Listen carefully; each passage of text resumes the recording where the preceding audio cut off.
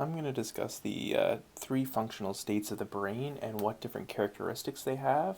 So our awake state, our non-REM sleep, and our REM sleep. So REM stands for rapid eye movement. So we're going to characterize it based on what EEG recordings look like, what our sensations are like, what our thoughts are like, what our movement is like, and what our rapid eye movement is like. So first we're going to look at EEG recordings for awake. So EEG recordings would be, when you're awake, they'd be low voltage, and they generally be pretty fast because there's a lot going on when we're awake. During non-REM sleep, we would have a high voltage,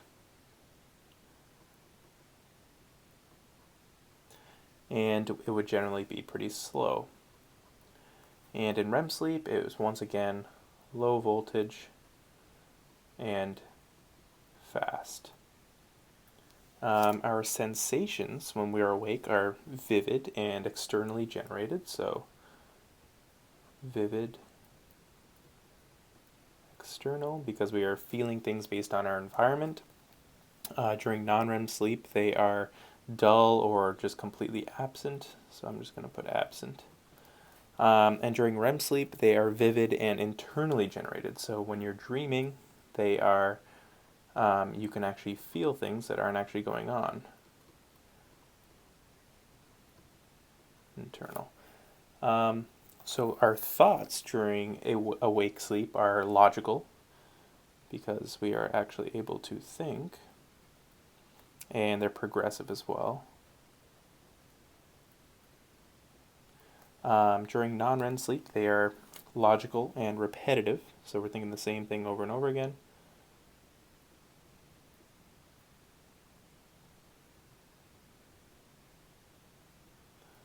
I don't know why my pen isn't working. Logical,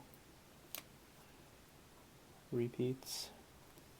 And during REM sleep, they are vivid, they're vivid, and they're definitely not logical, so they are illogical. And they're bizarre, absurd, there are a lot of different things because when you're dreaming, the storylines in your dreams generally do not make any sense at all. I'm sure we can all relate to that. Movement, so in awake it is voluntary movement, and it's generally pretty continuous as well. During non-REM sleep, it is occasional and involuntary, so it's just to adjust. So involuntary,